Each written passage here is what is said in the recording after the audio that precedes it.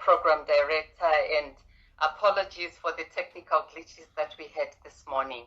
Let me therefore adopt the protocol that has already been established and recognized duly the presence of the First Lady, Dr. Motsepe, and also the entire leadership at the University of Cape Town and the Vice Chancellor and all staff and all the distinguished guests that are online.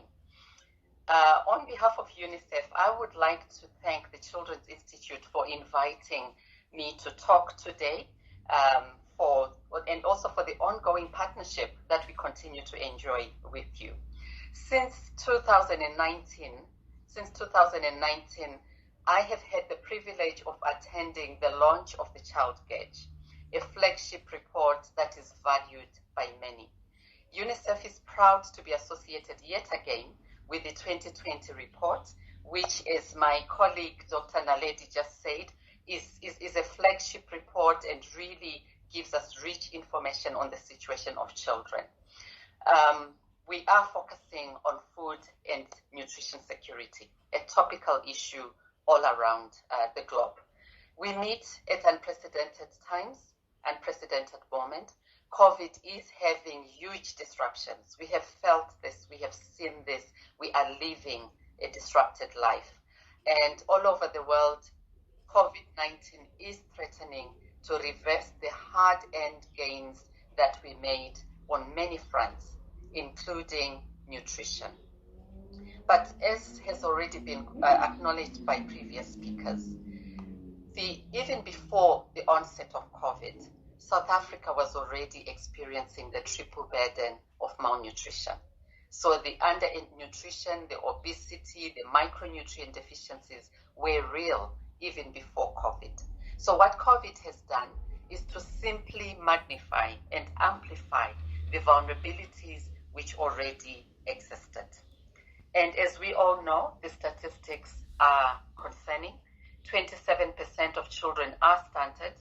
And although this is lower than the rate in other African countries in the sub-region, it is still high by international benchmarks.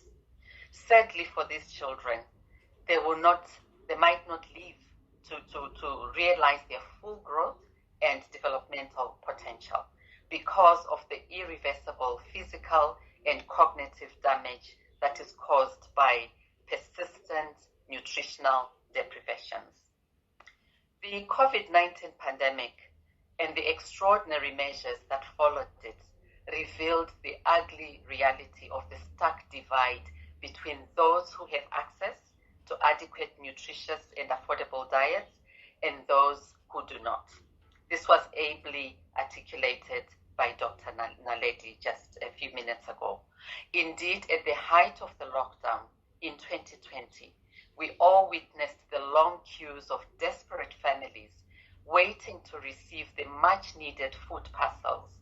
The closure of schools also disrupted school feeding programs, which are a vital safety net for millions of children in South Africa.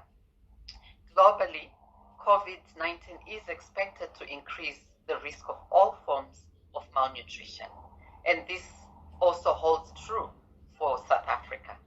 That is why the 2020 South Africa Child Gauge report is so important, because our response to COVID pandemic must catalyze accelerated progress, narrow inequalities, which we all are familiar with, so that no child is left behind. So tackling poverty and inequality in South Africa is now an urgent issue, now more urgent than ever before. The Child Gauge is therefore a vital advocacy tool and an urgent call to action. There are a few opportunities that we have, and I would like to highlight this. The first opportunity is the progressive constitution that South Africa has, which clearly articulates children's rights to basic nutrition. So that is the starting point, the political commitment that is enunciated in the Constitution. South Africa has also committed itself to the 2025 World Health Assembly global targets for addressing malnutrition. We also know that the country is in fact on track to meet some of those targets. But what is important now is we need accelerated actions to reduce the prevalence of child stunting and other forms of malnutrition. Breastfeeding. This is a huge opportunity. If we can increase the breastfeeding rate in South Africa from the current 32% to the World Health Organization global target of 50%, we stand a chance to improve the nutritional status of children and to give them a healthy foundation. Another aspect, which is an opportunity, is the coming together, working together, concerted efforts by everybody. No single sector, no government, no matter how strong and committed, or business sector can solve the problem of malnutrition. We need to do this together. It's also important for us to know that failure to accelerate our efforts in addressing malnutrition is too costly. It is too costly for the children, it's too costly for the families, it is too costly for the country. So 9 years away from the 2030 Sustainable Development Goals, it is now time for renewed action to end child malnutrition in all its forms everywhere. It is against this background that UNICEF launched a nutrition strategy which covers the period 2020 to 2030. And in this nutrition strategy, we are proposing a number of things. For today, I'll focus just on the systems approach, which is a central piece of the nutrition strategy. And it argues that by activating 5 systems, namely food, health, water and sanitation, education, and protection, these are the systems that have the greatest potential to deliver nutritious diets, essential nutrition services, and positive nutrition practices for children, adolescents, and their families. So our vision, which I'm sure you share, is of a South Africa and a world where all children, adolescents, and women realize their right to nutrition. I am pleased to note that the 2020 Child Gauge report actually adopts this systems approach. We must therefore work together to address malnutrition in all its forms, because collectively we can end this slow violence of child malnutrition.